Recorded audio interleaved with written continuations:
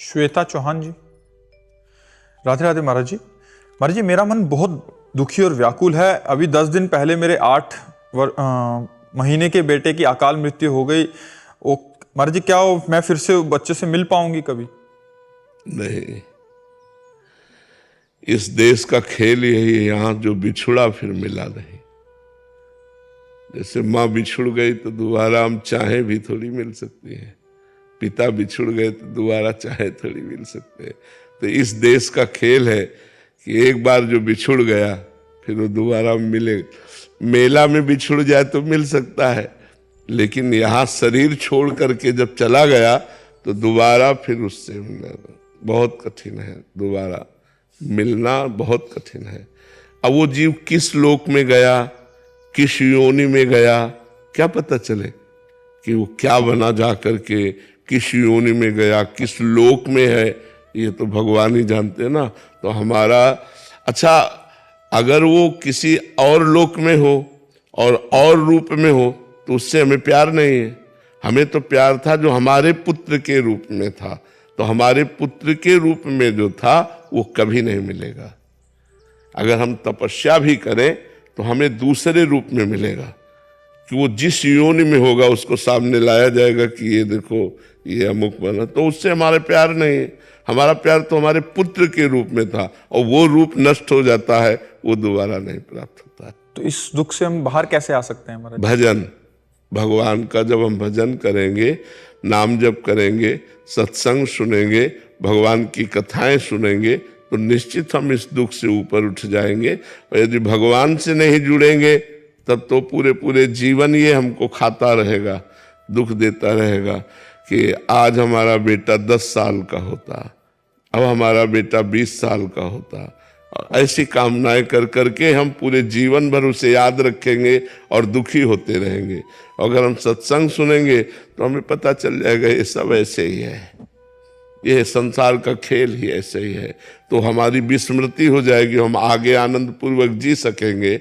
इसलिए हमें नाम जप करना चाहिए, सत्संग करना चाहिए और भगवान की कथाएं सुननी चाहिए। जी। मोहित शर्मा जी, राजस्थान से। राधे राधे महाराज जी। महाराज जी, मैं एक ज्योतिष हूँ। लोगों की कुंडली देखते समय उनकी ऊर्जा और उनके दुख मेरे भीतर उतर जाते हैं, मतलब जिन पे मन पे बहुत असर होता है। फिर महाराज जी, मैं अपनी आंतरिक शांति और संतुलन कैसे बनाए रखूं जिससे मतलब मेरा भी भगवत मार्ग पर। देखो, बिना अध्यात्म के सब काम अधूरा होता है। अगर आप अध्यात्मवान बने तो ज्योतिष भी सही हो जाएगी और आप भी सही हो जाओगे। अध्यात्मवान बनने के लिए नाम जप करना चाहिए, वो आप कर रहे हो, और अधिक नाम जप करो। और सही माने में बात है कि दूसरे के दुख मिटाए नहीं जा सकते, नहीं, थोड़ा सा रेखाओं के ज्ञान से या ग्रह नक्षत्रों के योग से कि ये ग्रह यहाँ विराजमान होता है तो दुख होता है, ये ग्रह यहाँ विराजमान होता तो हानि होती है, ये ऐसा है। जैसे जातिका भरण नामक ग्रंथ है ना, उसको पढ़ो तो उसमें सब लिखा हुआ है। तो इसके द्वारा हम किसी को कुछ थोड़ा सा बता सकते हैं, लेकिन दुख निवृत्ति नहीं कर सकते। दुख निवृत्ति तो भगवान के भजन से ही होगी। जितना हम भजन करेंगे उतना ही हमारा दुख दूर होगा। तो आप भी भजन कीजिए और अध्यात्मवान बनिए, और दूसरों की दुख निवृत्ति के लिए भगवान से प्रार्थना कीजिए जो आपके पास आवे। और उनको ऐसे कभी वचन मत बताइए जिससे वो डिस्टर्ब हो जाए, जिससे वो डिप्रेशन में चले जाए। अब जैसे आपको हम पे विश्वास है, हम अभी आपको ऐसे ही कह दें, अब आप तो गए, देख लो अगर 10 दिन में आपका चेहरा डाउन ना हो जाए तो बता देना, नहीं। और भले चाहे जितनी बड़ी विपत्ति आनी हो, अरे यार कुछ कोई बात नहीं है, बड़ी बड़ी विपत्तियां भगवान के नाम जप से नष्ट हो जाती है, भगवान के सुमरन से, तो आपको एक बल मिलेगा, एक उत्साह मिलेगा। तो जैसे जो प्रवीण ज्योतिषाचार्य नहीं होते, वो ज्योतिष के द्वारा लोगों को बहुत दुख भी प्रदान करते हैं। प्रतीक जी,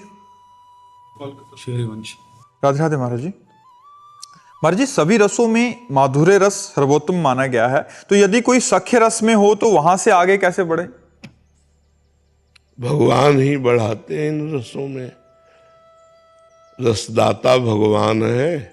भगवान से प्रार्थना करें कि हमको माधुर्य रस में पहुंचने का मार्ग दीजिए। तो ऐसे माधुर्य रस में डूबे हुए किसी संत का आश्रय, रसिक का आश्रय मिल जाएगा तो रास्ता हो जाएगा। जैसे हम संन्यास मार्ग के पथिक थे और भगवान से प्रार्थना की तो भगवान ने हमें वृंदावन में हरिवंश महाप्रभु की शरण दे दी।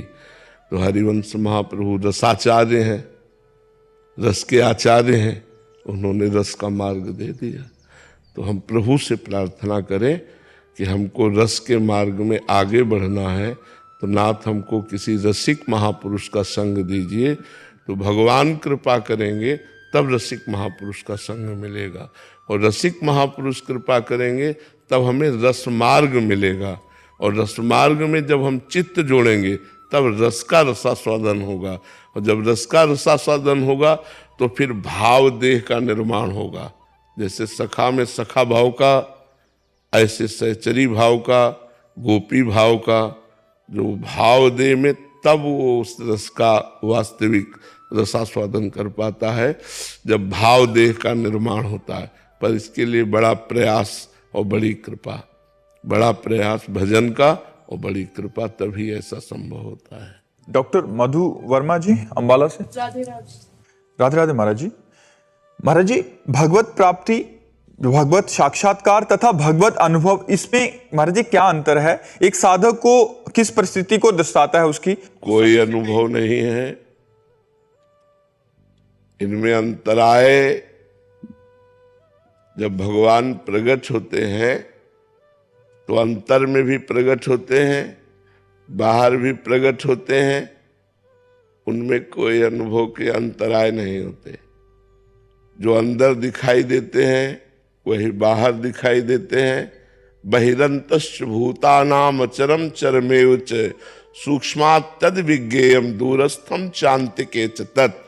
वो परमात्मा जब किसी के अनुभव में आता है तो बहिरन वो भीतर देखता है, अंतर में वो बाहर देखता है, वो दूर देखता है, वो नजदीक देखता है, वो जिधर देखता है जित देखूं तित श्याममयी है। अब देखने में अंतराय हो जाता है, अनुभव में अंतराय नहीं होता। देखने में कोई राम रूप उपासक है, कोई श्याम रूप उपासक है, कोई शिव रूप उपासक है, कोई गणपति रूप उपासक है, तो वही परम तत्व विभिन्न रूपों में भक्तों की भावना के अनुसार वो दर्शन देता है। जाकी रही भावना जैसी प्रभु मूर्ति देखी तिन तैसी। अब कोई निराकार परमात्मा की उपासना करता है तो वो केवल अनुभव में आएगा, वो दिखाई नहीं देगा। अब साकार भगवान की उपासना करता है तो अनुभव में भी आएगा और वो दिखाई भी देगा। जैसे हम चाहें कि हम प्रभु से बातचीत करें तो हमारी उतनी भजन की क्षमता हो जाए कि पांच भौतिक शरीर से हमारा राग नष्ट हो जाए और हमारे अंदर चिदानंद भाव देह की रचना हो, तो हम चिदानंद भाव से सच्चिदानंद भगवान से बातचीत कर सकते हैं, इस शरीर से नहीं। ये शरीर पांच भौतिक है, ये माता पिता के द्वारा प्रकट हुआ शरीर, यह पवित्र शरीर है। इस शरीर से हम भगवान से बातचीत नहीं कर सकते। इसी शरीर में अंतर में जो एक भाव शरीर प्रकट होता है वो भजन के द्वारा होता है। उस शरीर से, इन्हीं श्रवणेन्द्रिय से हमें सुनाई देगा, इसी वाक्येंद्रिय से हम बोलेंगे, लेकिन वो दिव्य होगी। तब हम भगवान से बातचीत करते हैं, तब हम भगवान को देखते हैं। जैसे अर्जुन जी भगवान के साथ हैं तो जो अर्जुन जी भगवान का रूप देख रहे हैं वो रूप अपने लोग नहीं देख सकते, लेकिन अर्जुन जी जो रूप देख रहे हैं उससे भी एक अलौकिक रूप है जिसको भगवान ने अर्जुन को दिव्य दृष्टि दी, तब देख पाए। तो भगवान के विभिन्न रूप हैं, भगवान के विभिन्न लीलाएं हैं, विभिन्न नाम हैं। भक्त जैसी भावना करता है वैसा भगवान उसके अनुभव में और उसके साक्षात्कार में आते हैं। अनुभव होता है कि भगवान है और उसका हृदय प्रतिपल इसी आनंद में डूबा रहता है, लेकिन भगवान कैसे हैं ये साक्षात्कार में आता है। लेकिन अनुभव सबका एक जैसा होगा, चाहे निराकार हो चाहे साकार जैसा हो, लेकिन साक्षात्कार जो होगा वो अलग होगा, वो रूप धारण किए होगा और वो अरूप होगा। ऐसा। सुगम सिंह जी, राधे वल्लभ श्री हरिवंश महाराज जी। महर्षि, शरणागत साधक या उपासक को किन गलतियों को जीवन पर्यंत भूल के भी नहीं करना चाहिए? सबसे पहली बात, अगर गृहस्थ है तो अपनी पत्नी के सिवा किसी और माता बहन की तरफ गंदी दृष्टि न करे, गलत भावना न करे।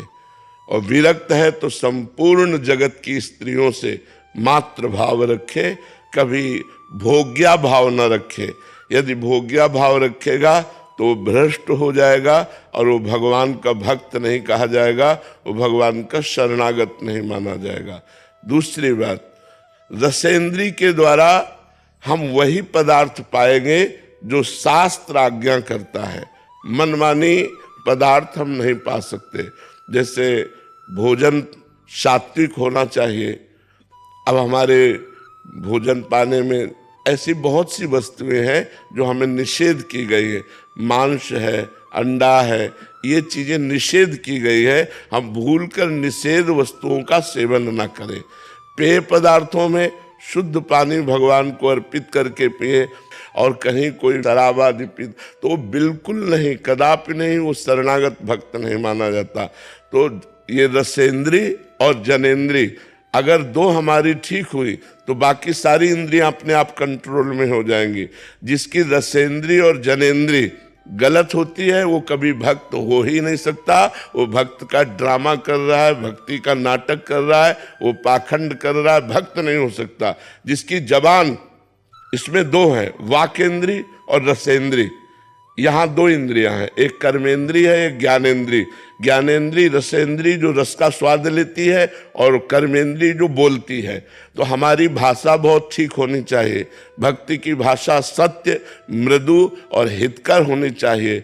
कठोर, किसी की निंदा या गाली गलौज ऐसे शब्द नहीं होने चाहिए। और रसेंद्री में भगवद अर्पित किया हुआ सात्विक भोजन पाना चाहिए। श्रवणेंद्री से किसी की निंदा नहीं सुननी चाहिए, भगवान की चर्चा सुननी चाहिए, अच्छी बातें सुननी चाहिए। नेत्रेंद्री से हम सबको भगवत स्वरूप देखें, मोबाइल आदि से गंदी बातें न देखें, गंदे सीरियल न देखें जिससे हमारा मनोविकार बढ़ करके हमको भ्रष्ट कर दे। ऐसा हम कोई आचरण न करें। श्री कृष्ण अनुकूलेन प्रतिकूलस्य विसर्जनम, भगवान के अनुकूल चलना है। भगवान के प्रतिकूल खान पान व्यवहार आचरण ये सब हमको त्याग देने हैं। और सावधानी सबसे बड़ी ये रखनी है कि हमको 1 मिनट के लिए भी भगवान को नहीं भूलना है। क्यों? क्योंकि मृत्यु हमारे जीवन के साथ है। पता नहीं कब हमारा शरीर छूट जाए, और उस समय हम भगवान का चिंतन ना कर रहे हों और हमारा शरीर छूट गया तो फिर जहां चिंतन होगा वहीं हमारा जन्म हो जाएगा। जैसे राजर्षि भरत जी सब कुछ त्याग करके गंडकी नदी के किनारे भगवान का भजन कर रहे हैं, लेकिन एक हिरण के बच्चे से आसक्ति हो गई। तो अंतिम समय उनका हिरण का चिंतन हुआ, तो उनको इतने बड़े भक्त होने पर भी हिरण की योनि में जाना पड़ा। तो हम सावधान रहें, हर मिनट हर सेकेंड राधा राधा राधा रटे तो हम भगवान के शरणागत हैं। खान पान व्यवहार आचरण की सावधानी और निरंतर भगवान के जप करने का प्रयास।